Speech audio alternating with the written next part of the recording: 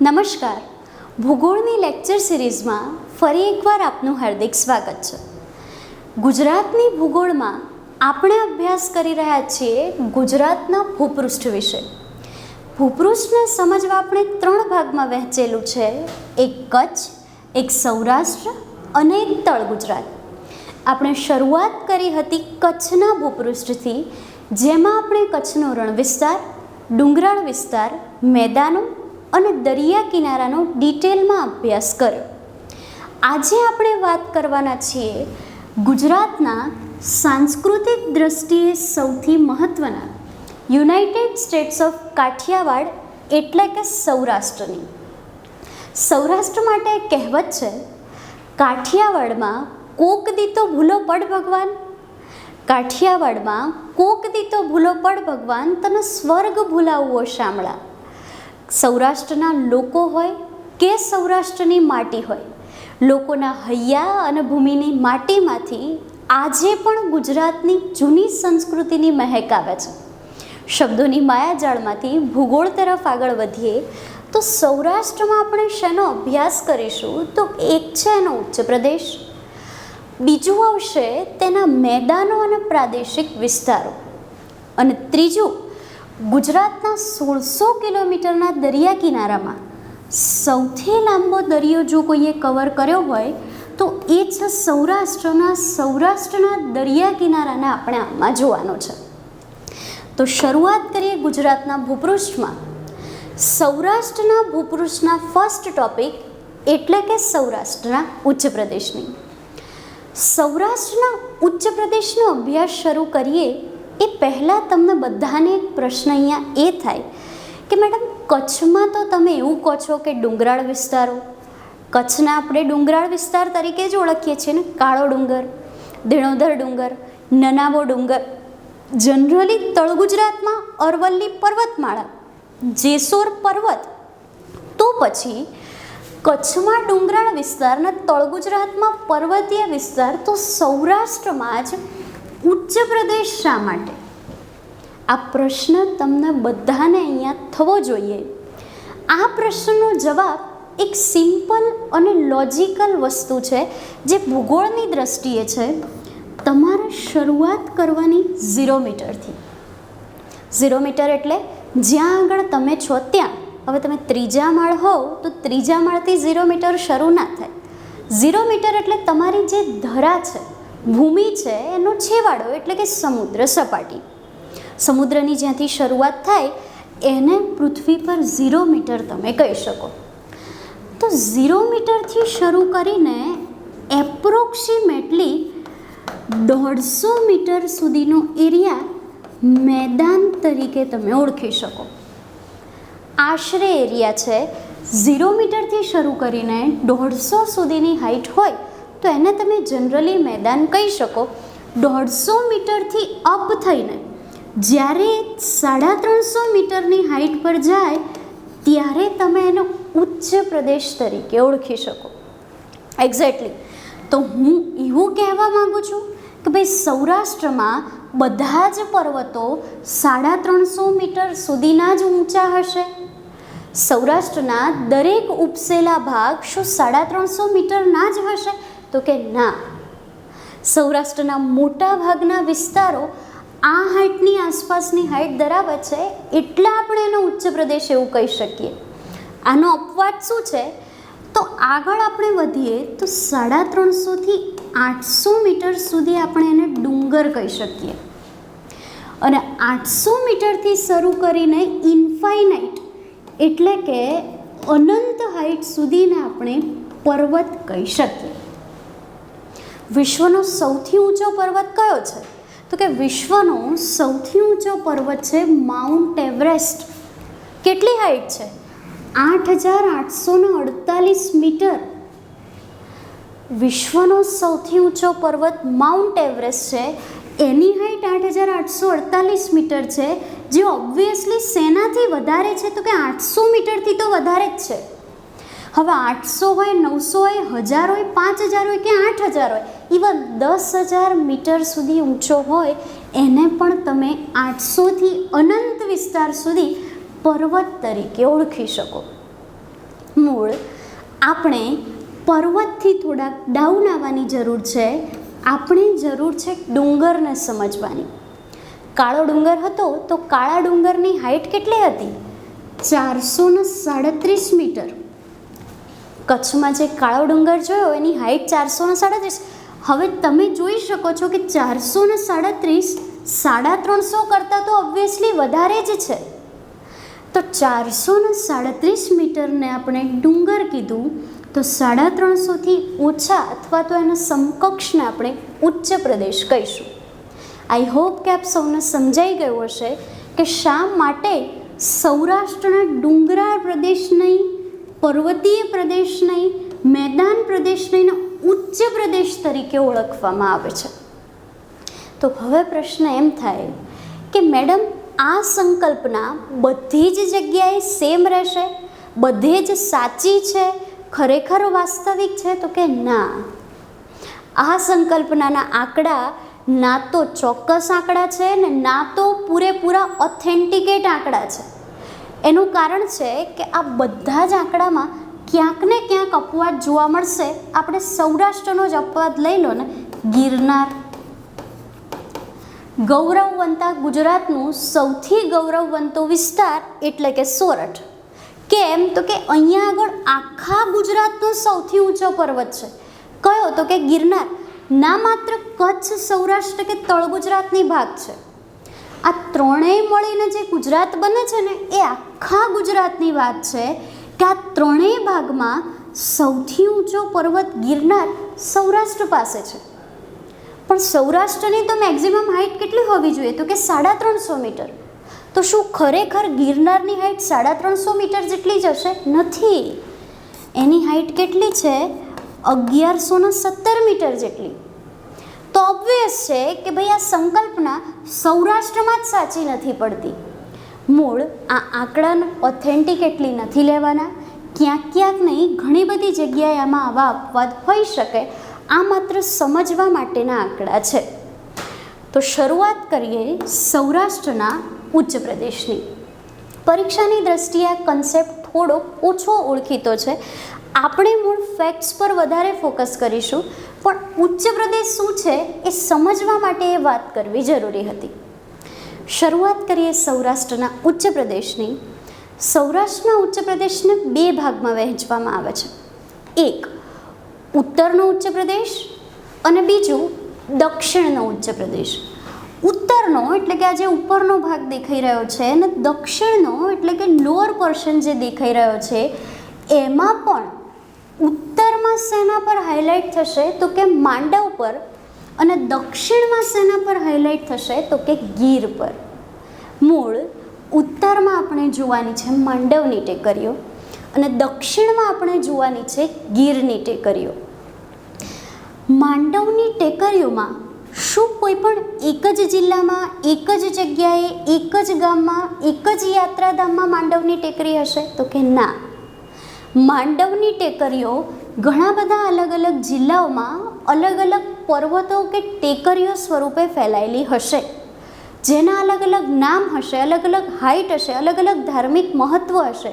તો આ બધાનો અલગથી જ અભ્યાસ કરવાનો છે. પણ આ બધાના અભ્યાસમાં ગોડફાધર તરીકે કોણ રહેશે? તો કે માંડવની ટેકરીઓ. ફલાણા જિલ્લામાં ફલાણો પર્વત છે, ભલે છે, એનું આ નામ છે, ભલે છે, પણ આ બધાના ગોડફાધર કોણ? તો કે બધું માંડવની ટેકરીઓનો ભાગ છે. દક્ષિણમાં પણ એવું જ થશે કે ભાઈ ગિરનાર ભલે રહ્યો અહીંયા, પણ કોનો ભાગ? તો કે ગીરની ટેકરીઓનો સૌથી ઊંચો પર્વત. એટલે કે દક્ષિણમાં ગોડફાધર રહેશે ગીર. તો શરૂઆત કરીએ સૌરાષ્ટ્રના ઉચ્ચ પ્રદેશમાં ઉત્તરમાં આવેલી માંડવની ટેકરીઓ. પહેલો પ્રશ્ન એ થાય કે માંડવની ટેકરીઓ કેવી રીતે આવેલી છે? તો માંડવની ટેકરીઓ ગુજરાતના પશ્ચિમથી શરૂ કરીને પૂર્વ તરફ જાય છે. સૌરાષ્ટ્રમાં પશ્ચિમથી શરૂ કરીને ક્યાંક ક્યાંક તૂટક તો ક્યાંક સળંગ રીતે પશ્ચિમથી પૂર્વ તરફ ફેલાયેલી છે. આ તો દિશાની વાત થઈ. એક્ઝેક્ટ લોકેશન કયું? તો સુરેન્દ્રનગરમાં એક વિસ્તાર છે ભાડલા. સુરેન્દ્રનગરના ભાડલાથી રાજકોટના આનંદપુર સુધી, તમે કદાચ નામ સાંભળ્યું હશે કે આનંદપુર ભાડલાનો ઉચ્ચ પ્રદેશ, તો બસ આ એ જ છે. સુરેન્દ્રનગરના ભાડલાથી રાજકોટના આનંદપુર સુધી માંડવની ટેકરીઓ વિસ્તરેલી છે. નેક્સ્ટ આપણે વાત કરીએ તો માંડવની ટેકરીઓનો દક્ષિણી ફાંટો કયા નામે ઓળખાય છે? તો કે એને થાંગાના ડુંગર તરીકે ઓળખવામાં આવે છે. માંડવની ટેકરીઓમાં આપણે આગળ વધીએ તો નેક્સ્ટ પોઈન્ટ છે, આ ટેકરીઓનું સૌથી ઊંચું શિખર કયું? તો આ માંડવની ટેકરીઓનું કહો કે ઉત્તર સૌરાષ્ટ્રનું કહો કે સુરેન્દ્રનગર જિલ્લાનું કહો, આ તમામનું સૌથી ઊંચું શિખર છે ચોટીલા. આપ અહીંયા પિક્ચરમાં જોઈ શકો છો કે ચોટીલા કે જે કોનું સ્થાનક છે, આપને પિક્ચર જોતાં જ કદાચ રિમાઇન્ડ થઈ ગયું હશે, તો કે આ ચામુંડા માતાજીનું સ્થાનક છે. હવે ચામુંડા માતાજીનું સ્થાનક ચોટીલા આવ્યું એટલે તરત જ ઘણા બધા લોકોને એક પ્રશ્ન થઈ ગયો હશે કે ખરેખર શું આ ચોટીલા એ માતાજીના સ્થાનકની સાથે સાથે શક્તિપીઠ છે? અને છે તો કેમ છે? તો અહીંયા આગળ જવાબ છે નથી. ગુજરાતમાં 3 શક્તિપીઠ છે, પણ 3માંથી એક પણ શક્તિપીઠ સૌરાષ્ટ્રમાં નથી. એટલે કે 3 શક્તિપીઠ તળ ગુજરાતમાં છે. એટલે કે ચામુંડા માતાજીનું સ્થાનક ચોટીલા માંડવની ટેકરીઓનું સૌથી ઊંચું શિખર ભલે હશે, સુરેન્દ્રનગર જિલ્લાનું સૌથી ઊંચું શિખર ભલે હશે, ઉત્તર સૌરાષ્ટ્રના ઉત્તર ભાગનું સૌથી ઊંચું શિખર ભલે હશે, પણ આ એક શક્તિપીઠ નથી. એટલે સૌથી પહેલાં આપણે ચોટીલા યાદ રાખીશું, જેની હાઇટ ખાસ યાદ રાખીશું 340 મીટર. માંડવની ટેકરીઓમાં જ આગળ વધીએ તો આ ચોટીલા કેવા પર્વતનું ઉદાહરણ છે? તો એક જ્વાળામુખીકૃત પર્વત છે અને એનો આકાર શંકુ જેવા સ્વરૂપે આપને જોવા મળે છે. ચોટીલા વિશેની વધારે ઇન્ફોર્મેશન લઈએ તો ચોટીલાથી જેમ જેમ તમે વધારે પશ્ચિમ તરફ આવો, એટલે કે સુરેન્દ્રનગર જિલ્લાથી જેમ જેમ તમે પશ્ચિમ તરફ આવો ત્યારે મોરબી અને જામનગર આ 2 જિલ્લા તમને મળશે.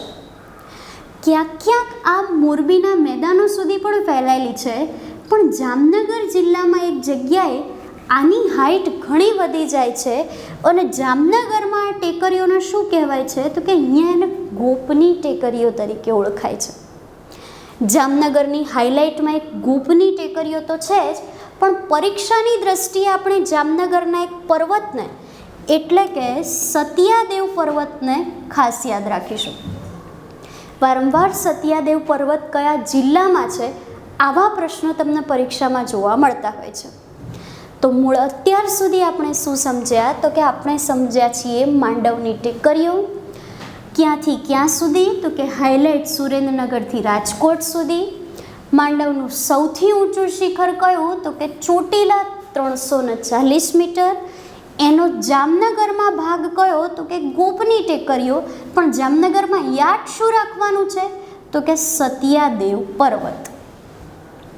થોડાક આગળ વધીએ તો નેક્સ્ટ માંડવની ટેકરીઓમાં આવે છે સૌરાષ્ટ્રનો સૌથી પશ્ચિમ ખૂણે આવેલો એક મહત્વનો પર્વત કે જેને બરડા ડુંગર તરીકે ઓળખાય છે.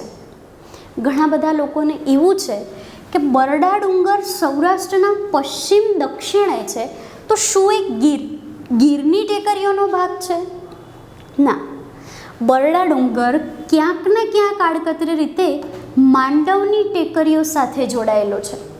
હા, માંડવની ટેકરીઓ તો ઘણો જ દૂર અને એનાથી ઘણો જ સેપરેટ છે, પણ તેમ છતાં બરડા ડુંગર કે જે હાલના પોરબંદર જિલ્લામાં છે એ માંડવ સાથે સંલગ્ન આપણે કહી શકીએ. તો હવે પ્રશ્ન એ થાય કે બરડા ડુંગરની વિશેષતા શું? તો કે એનું સૌથી ઊંચું શિખર ખાસ યાદ રાખજો, એ છે આભપરા. આ એકમાત્ર એવો ડુંગર છે કે જેનું સૌથી ઊંચું શિખર તો યાદ રાખવાનું જ છે, પણ આભપરા પછી બીજા નંબરે, આ પહેલા નંબરનું છે, તો આભપરા પછી બીજા નંબરે જે સૌથી ઊંચું છે વેણુ, આ શિખર પણ આપણે ખાસ યાદ રાખવું પડશે. નેક્સ્ટ આપણે આગળ વધીએ તો આ બરડા ડુંગરની વિશેષતા શું? તો જે તે સમયે જામનગરના પ્રખ્યાત ઝંડુ ભટ્ટજીએ ઇજારાશાહીથી ઔષધિઓ પર શોધકામ કરવા માટે બરડા ડુંગરને માંગેલો હોય છે. તો આ રીતે ઉત્તરમાં માંડવની ટેકરીઓમાં આપણે ઘણી બધી વસ્તુઓની સમજ લીધી. આગળ વધીએ તો નેક્સ્ટ આવે છે બરડા ડુંગરની જ થોડેક આગળ, એટલે કે પૂર્વ દિશામાં અલેકની ટેકરીઓ આવેલી છે. અહીંયા કોઈ ખાસ હાઇલાઇટ નથી, પણ અલેકની ટેકરીઓ ગુજરાતના કયા ભૂભાગમાં પડે છે? તો યાદ રાખશો કે સૌરાષ્ટ્રમાં પડે છે. અને આ અલેકની ટેકરીઓ બરડા ડુંગરથી પૂર્વમાં છે, એટલે ઘણા બધા લોકોને એવું લાગે કે ગીરની ટેકરીઓનો ભાગ છે, તો નથી. ઉત્તર સૌરાષ્ટ્રમાં જે માંડવ છે એ ચોટીલા, સતિયાદેવ, બરડા ડુંગરની સાથે સાથે અલેકની ટેકરીઓને પણ પોતાનામાં સમાઈ લે છે. તો આ રીતે ઉત્તરની માંડવની ટેકરીઓનો સરળતાથી અભ્યાસ કરી શકાય. અને આ ટેકરીઓની 3 હાઇલાઇટ તો કે સંપૂર્ણ સૌરાષ્ટ્રમાં ઉત્તર સૌરાષ્ટ્રનું સૌથી ઊંચું શિખર કે જે સંપૂર્ણ માંડવની ટેકરીઓનું પણ ઊંચું શિખર છે, એક ચોટીલા ખાસ યાદ રાખશો, બીજું જામનગરમાં ગોપ અને સતિયાદેવ ખાસ યાદ રાખશો, અને ત્રીજું પોરબંદરમાં બરડો કે જેનું સૌથી ઊંચું શિખર આબપરા છે, એને પણ આપ ખાસ યાદ રાખશો. માંડવની ટેકરીઓનો અભ્યાસ કર્યા બાદ હવે આપણે દક્ષિણ સૌરાષ્ટ્ર તરફ જઈએ, એટલે કે દક્ષિણ ગીરની ટેકરીઓને જોઈએ. જ્યારે પણ મિત્રો સૌરાષ્ટ્રના ઉચ્ચ પ્રદેશની વાત થતી હોય ત્યારે ગુજરાતમાં સૌથી ફેમસ એવો ગિરનાર બધાના માઇન્ડમાં ક્લિક થાય. શા માટે ગિરનાર ઓલમોસ્ટ બધાને ખબર છે? તો એનું કારણ છે 9,999 એપ્રોક્સિમેટલી 10,000 પગથિયા ધરાવતો ગિરનાર માત્ર સૌરાષ્ટ્ર પૂરતો જ નહીં, પણ આખા ગુજરાતનો સૌથી ઊંચો પર્વત છે. એટલે કે આખા ગુજરાતનો સૌથી ઊંચો પર્વત છે ગિરનાર. હવે એક વસ્તુ વિચારો કે સૌરાષ્ટ્ર કોનો ભાગ છે? તો કે સૌરાષ્ટ્ર ગુજરાતનો ભાગ છે. હમણાં જ આપણે જોયું શું? તો કે ગુજરાતના 3 ભાગ છે, કચ્છ, સૌરાષ્ટ્ર અને તળ ગુજરાત. હવે જો ગુજરાતનો સૌથી ઊંચો પર્વત ગિરનાર હોય તો ગુજરાતનો જ એક ભાગ સૌરાષ્ટ્ર છે, તો સૌરાષ્ટ્રનો પણ સૌથી ઊંચો પર્વત કોણ થાય? તો કે ગિરનાર. આ ફર્સ્ટ લાઇનમાંથી આપણને એક ક્વેશ્ચન મળ્યો કે સૌરાષ્ટ્રના ઉચ્ચ પ્રદેશમાં સૌથી ઊંચો પર્વત કયો છે? તો કે સૌથી ઊંચો પર્વત છે ગિરનાર. ગિરનાર વિશે વધુ ઇન્ફોર્મેશન લઈએ તો ગિરનાર પર્વતનું સૌથી ઊંચું શિખર કયું છે? તો કે ગિરનાર પર્વતનું સર્વોચ્ચ શિખર છે ગોરખનાથ. અહીંથી બીજો એક પ્રશ્ન એ મળે કે ગિરનારનું સૌથી ઊંચું શિખર કયું? તો કે ગોરખનાથ. સૌરાષ્ટ્રનું સૌથી ઊંચું શિખર કયું? તો કે ગોરખનાથ. અને આખા ગુજરાતનું સૌથી ઊંચું શિખર કયું? તો કે ગોરખનાથ. આવું કેમ? તો સિમ્પલ એઝ ધેટ કે આખા ગુજરાતનો સૌથી ઊંચો પર્વત ગિરનાર છે અને ગિરનારનું સૌથી ઊંચું શિખર ગોરખનાથ છે, તો આખા ગુજરાતનું પણ સૌથી ઊંચું શિખર કયું થાય? તો કે ગોરખનાથ. એની હાઇટ કેટલી છે? તો કે 1,117 મીટર જેટલી એની ઊંચાઈ છે. તો આની સાથે સૌરાષ્ટ્રના સર્વોચ્ચ શિખર ગોરખનાથ સાથે જ ગુજરાતના પણ સર્વોચ્ચ શિખર ગોરખનાથની હાઇટ આપણે ખાસ યાદ રાખીશું, 1,117 મીટર. ગિરનારની આપણે વધુ ઇન્ફોર્મેશન લઈએ તો સર્વોચ્ચ શિખર તો ગોરખનાથ છે જ, પણ જ્યારે આપણે ગિરનાર ચડવાની શરૂઆત કરીએ અથવા એના આસપાસના વિસ્તારોને કવર કરીએ તો તરત જ તેના 9,999 પગથિયા પૂરા નથી થઈ જતા. થોડાક પગથિયા પછી અમુક ભાગ પછી નાના નાના મંદિરો, નાની નાની દેરીઓ, જેને આપણે ટૂંક કહી શકીએ, એવી ઘણી બધી ટૂંક આવે છે. આમાં ઘણા ફેમસ વસ્તુઓ પર આપણે હાઇલાઇટ થઈએ તો કે અંબાજીનું, દત્તાત્રેયનું, કાળકાનું, દાતારનું અને ઓઘડનું શિખર આમાં મોસ્ટ ઇમ્પોર્ટન્ટ છે. તો ગિરનારમાં જ્યારે આપણે ગોરખનાથ યાદ રાખીએ સાથે જ અંબાજી, દત્તાત્રેય, કાળકા, દાતર અને ઓઘડને યાદ રાખીશું. એક બીજી વસ્તુ યાદ રાખશો કે ગિરનારથી થોડેક દૂર દાતારનો જે ડુંગર આવેલો છે, આ ડુંગર પણ સૌરાષ્ટ્રમાં ઘણો જ જાણીતો છે. નેક્સ્ટ આપણે વાત કરીએ ગીરની ટેકરીઓ. હવે તમને અહીંયા પ્રશ્ન એમ થાય, મેડમ આ ટોપિકનું નામ જ છે દક્ષિણની ગીરની ટેકરીઓ. હા, આખા ટોપિકનું નામ શું છે તો કે દક્ષિણની ગીરની ટેકરીઓ. રિસેન્ટલી તમે જે જોયો ગિરનાર, એ પણ કોનો ભાગ હતો તો કે દક્ષિણની ગીરની ટેકરીઓનો જ. પણ આ દક્ષિણની ગીરની ટેકરીઓમાં સૌથી ઊંચો પર્વત ગિરનાર છે. એટલે આપણે ગીરની ટેકરીઓમાં ગીરને શરૂ કરતાં પહેલાં એના ટોપ એટલે કે ગિરનારની વાત કરવી ચોક્કસ જરૂરી સમજી. ગિરનારનો અભ્યાસ કર્યા બાદ હવે આપણે ખરેખર ગીરની ટેકરીઓ જોઈએ તો પહેલો પ્રશ્ન આપણને એ થાય કે ગીરની ટેકરીઓ ક્યાંથી ક્યાં? તો ગિરનારની ટેકરીઓની દક્ષિણે છે. પહેલાં આપણે ગિરનાર જોઈ લીધો. ગિરનાર આપણે ક્યાં જોયો તો કે જુનાગઢ જિલ્લામાં આવેલો હતો. સૌથી ઊંચો પર્વત 1117 મીટરની હાઈટ પર ગોરખનાથ શિખર. હવે આ જે ગિરનાર હતો એનાથી તમારે થોડાક દક્ષિણ એટલે કે થોડાક નીચે તરફ આવવાનું છે ને એમાંથી પણ પાછી એ ટેકરીઓની હારમાળા પૂર્વ તરફની લઈ જવાની છે. પૂર્વ તરફ ક્યાં સુધી તો કે અમરેલી જિલ્લાના મેદાન સુધી ફેલાયેલ છે.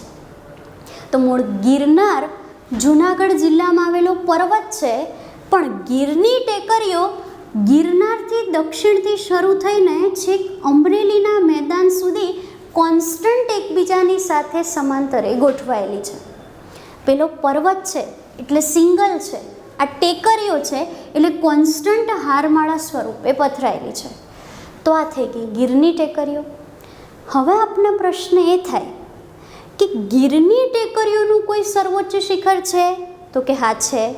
કયું તો કે ગીરની ટેકરીઓનું સર્વોચ્ચ શિખર છે સરકલા. અને એ પણ કયા જિલ્લામાં તો કે સરકલા આવેલું છે અમરેલી જિલ્લામાં. ફરીથી એક કન્ફ્યુઝન પોઈન્ટ ઊભો થયો, મેડમ અભી હાલ તો તમે કીધું શું તો કે સૌથી ઊંચો સૌરાષ્ટ્રનો પર્વત ગિરનાર છે, અને સૌરાષ્ટ્રનો સૌથી ઊંચો પર્વત ગિરનાર હોય તો એનું જ સૌથી ઊંચું શિખર ગોરખનાથ સૌરાષ્ટ્રનું ઊંચું શિખર થાય ને. સહમત? સાચી વાત છે. સૌરાષ્ટ્ર હોય કે ગુજરાત હોય બધાનું સર્વોચ્ચ શિખર ફિક્સ જ છે આપણા ગિરનારનું ગોરખનાથ. પણ જ્યારે એક્ઝામમાં ગુજરાતનું સર્વોચ્ચ શિખર પૂછાય, સૌરાષ્ટ્રનું સર્વોચ્ચ શિખર પૂછાય, જૂનાગઢનું સર્વોચ્ચ શિખર પૂછાય, ગિરનારનું સર્વોચ્ચ શિખર પૂછાય તો આન્સરમાં ગોરખનાથ લખવું. પણ જ્યારે એક્ઝામમાં પર્ટિક્યુલર ગીરની ટેકરીઓનું સર્વોચ્ચ શિખર પૂછાય, ગિરનાર પર્વત છે ને એ અલગ છે, ગીરની ટેકરીઓ નાની નાની ટેકરીઓની હારમાળા છે ને એ અલગ છે. તો જ્યારે ગિરનારનું સર્વોચ્ચ શિખર પૂછાય ત્યારે ગોરખનાથ, અને ગીરની ટેકરીઓનું સર્વોચ્ચ શિખર પૂછાય ત્યારે એમાં સરકલાની ટેકરીઓ આવશે. કેવી રીતે? તો ગિરનાર તો પર્વતના ક્રાઇટેરિયામાં આવે છે, જ્યારે ગીરની ટેકરીઓ એ ટેકરીઓના ક્રાઇટેરિયામાં આવશે. અહીંયા પર્વત અને ટેકરીનું કોમ્પિટિશન ન હોય. અહીંયા જે ટેકરીઓમાં સર્વોચ્ચ ટેકરી આપણે બનાવીને સરકલાની ટેકરી, એ આ ગીરની ટેકરીઓના કોમ્પિટિશનમાં સૌથી ઊંચી પ્રથમ આવી, જ્યારે ગોરખનાથ ગિરનારના શિખરોમાં સૌથી પ્રથમ આવ્યું. બેવનો ક્રાઇટેરિયા જ અલગ છે એટલે અહીંયા કોમ્પિટિશન થશે જ નહીં.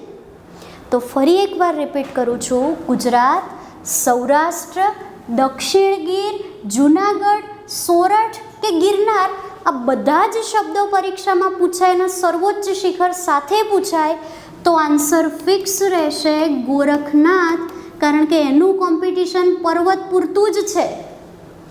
જ્યારે સામાન્ય પ્રશ્ન પૂછાય કે ગીરની ટેકરીઓનું સૌથી સર્વોચ્ચ શિખર તો એમાં આવશે સરકલા, કારણ કે એનું કોમ્પિટિશન ટેકરીઓમાં છે. ક્લિયર? આગળ વધીએ. આ ટેકરી ક્યાં આવેલી છે તો કે અમરેલી જિલ્લામાં આવેલી છે.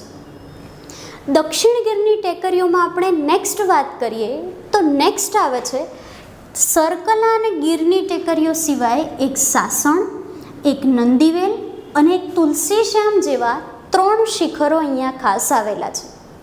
સાસણ શબ્દથી તો આપ સૌ પરિચિત જ છો. ગીર અભયારણ્ય, નંદીવેલની ટેકરીઓ પણ સૌરાષ્ટ્રમાં જાણીતી છે. અને ત્રીજું છે તુલસીશ્યામ. તુલસીશ્યામ એકચ્યુઅલી શેના માટે ફેમસ છે તો કે ગરમ પાણીના ઝરા છે. ગરમ પાણીનો તત્પોદક કુંડ છે.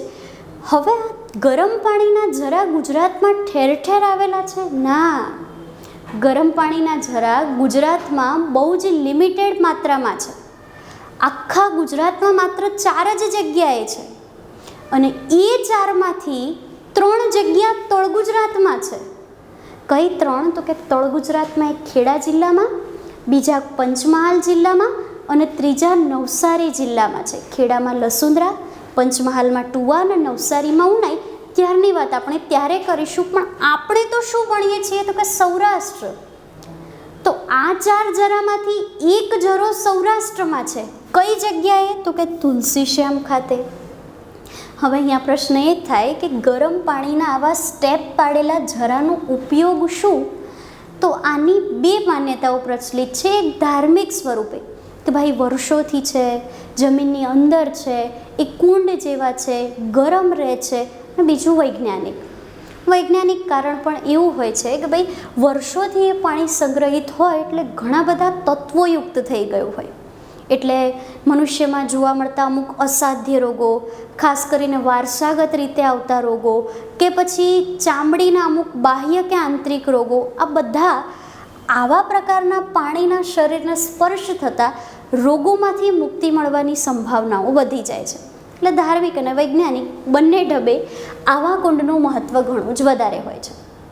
અને નાના ગીરની વાત કરીએ અને એમાંય આપણે ગીરના અભયારણ્યની વાત ન કરીએ એટલે કે સિંહ માટેનું જે સાસણનો વિસ્તાર છે એ સિંહના અભયારણ્ય માટે અનામત રાખવામાં આવ્યો છે. તો આ રીતે ગીરની ટેકરીઓ જોઈ. સૌરાષ્ટ્રમાં આપણે શેનો અભ્યાસ કર્યો તો આપણે સૌરાષ્ટ્રમાં સૌથી પહેલાં જોયો ગિરનાર. હવે આપણે જોઈ ગીરની ટેકરીઓમાં સરકલા અને એના પછી આપણે ગીરની અન્ય ટેકરીઓ જોઈ. મૂળ આપણે જે દક્ષિણ સૌરાષ્ટ્રની વાત કરી રહ્યા છીએ એમાં ધીમે ધીમે આપ જોઈ શકો છો જૂનાગઢથી સોમનાથ બાજુ ગયા, સોમનાથથી અમરેલી એટલે કે સરકલા બાજુ ગયા અને અમરેલીથી હવે આપણે ધીમે ધીમે ભાવનગર તરફ જઈએ છીએ. મૂળ સૌરાષ્ટ્રના ઉચ્ચ પ્રદેશમાં આપણે ગિરનારથી એટલે કે સૌરાષ્ટ્રના દક્ષિણ ભાગમાં પશ્ચિમથી શરૂ કરીને પૂર્વ તરફ જઈ રહ્યા છીએ. તો આગળ વધીએ. નેક્સ્ટ આવશે શેત્રુંજય ડુંગર. શેત્રુંજય ડુંગરનું લોકેશન ક્યાં તો આપ સમજી જ ગયા હશો. જૂનાગઢથી સોમનાથથી અમરેલી સુધી પહોંચી ગયા હતા. એનાથી થોડુંક આગળ જઈએ તો નેક્સ્ટ આવશે શેત્રુંજય, ભાવનગર જિલ્લાના પાલીતાણા ખાતે આવેલો ડુંગર. આ જે શેત્રુંજય છે એ કોના સ્થાનક તરીકે પ્રખ્યાત છે તો ગુજરાતમાં ફેમસ એવા જૈન ધર્મના આદ્ય સ્થાનક તરીકે પ્રખ્યાત છે. પાલીતાણામાં 1-2 નહીં, પૂરા 863 મંદિરો આવેલા છે. ગુજરાતમાં આવું કોઈ સ્થાન જ નથી કે જ્યાં આગળ 863 મંદિરો એ પણ એક સાથે આવેલા હોય. એટલે આ પાલીતાણાને ગુજરાતમાં મંદિરોનું શહેર કહેવામાં આવે છે. અને આ જૈન ધર્મનું આદ્ય સ્થાનક કયા આદિદેવ સાથે સંકળાયેલું છે તો પહેલી વસ્તુ તો એ સ્થાનકનું નામ તમે ખાસ યાદ રાખજો, હસ્તગીરી. પરીક્ષામાં જો પૂછાય કે હસ્તગીરી કોનો ભાગ છે તો કે સૌરાષ્ટ્રના ઉચ્ચ પ્રદેશનો. કયા ડુંગરનો તો કે શેત્રુંજય ડુંગરનો. અને કયા જિલ્લામાં તો કે ભાવનગરના પાલીતાણા ખાતે. બીજો પ્રશ્ન એ થાય કે જૈન ધર્મનું છે તો જૈન ધર્મમાં તો કુલ કેટલા તીર્થંકરો થઈ ગયા તો કે 24 તીર્થંકરો થઈ ગયા. 24માં તીર્થંકરથી તો આપ ફેમિલિયર જ હશો ને, 1થી 23 કદાચ ના ખ્યાલ હોય, પણ 24માં છે મહાવીર સ્વામી, જેમણે જૈન ધર્મને એક આખો અલગ જ નવો અને આદ્ય દરજ્જો આપ્યો. તો આ 24 તીર્થંકરોમાં સૌથી પહેલાં તીર્થંકર જો કોઈ હોય તો એ હતા આદિદેવ ઋષભદેવ. સૌથી જૂના અને સૌથી પહેલાં એટલે ઋષભદેવને ઘણી બધી જગ્યાએ આદિનાથ તરીકે પણ ઓળખ્યા છે. આપ જ્યાં પણ જૈનિઝમમાં આદિનાથ કે ઋષભદેવ વાંચો એ બધા ઋષભદેવ જ છે. અને ઋષભદેવજીનું પ્રતીક ખાસ યાદ રાખજો, પ્રથમ તીર્થંકર ઋષભદેવજીનું પ્રતીક છે સાંઢ. આમ શેત્રુંજય ડુંગરની વિશેષતાઓ આપણે જોઈ. અને હવે સૌરાષ્ટ્રમાં થોડાક આગળ વધીએ તો નાનકડો પર્શન એટલે નાના ગીર. આખો વિસ્તાર જ ગીર છે, પણ પર્ટિક્યુલર ગીરથી થોડાક દક્ષિણે જ્યારે તમે આવો ત્યારે નાના ગીરની ટેકરીઓની શરૂઆત થાય, જેમાં એક ડુંગર ખાસ મોસ્ટ ઇમ્પોર્ટન્ટ છે ને એનું નામ છે મોરધારનો ડુંગર. આ મોરધારનો ડુંગર એ ગીરની ટેકરીઓના પૂર્વ તરફ આવેલો છે અને એમાંય અમરેલી જિલ્લાના મેદાન સુધી ફેલાયેલો છે. તો મૂળ આખા સૌરાષ્ટ્રમાં આપણે શેની ખાસ વાત કરી તો છેલ્લે આપણે જાણી લઈએ કે સૌથી પહેલાં સૌરાષ્ટ્રના ઉચ્ચ પ્રદેશને બે ભાગમાં ડિવાઈડ કર્યો, ઉત્તર અને દક્ષિણ. ઉત્તરમાં આપણે શેની વાત કરી હતી તો કે માંડવ, જેનું સર્વોચ્ચ શિખર હતું ચોટીલા. દક્ષિણમાં આપણે શેની વાત કરી હતી તો કે ગીરની ટેકરીઓ, જેમાં સૌથી ઊંચો પર્વત હતો ગિરનાર. માંડવમાં જેમ સર્વોચ્ચ શિખર ચોટીલા છે, તો અન્યમાં જામનગરમાં હતું સતિયાદેવ અને પોરબંદરમાં હતું બરડો. એવી જ રીતે દક્ષિણમાં જેમ સર્વોચ્ચ પર્વત ગિરનાર છે, તો એવી જ રીતે અમરેલીમાં ગીરની સર્વોચ્ચ ટેકરી હતી સરકલા અને ભાવનગરમાં સર્વોચ્ચ પર્વત હતો શેત્રુંજય. તો સૌરાષ્ટ્રના ઉચ્ચ પ્રદેશની મેઇન હાઇલાઇટ્સ તમે અહીંયા સુધી જોઈ શકો છો.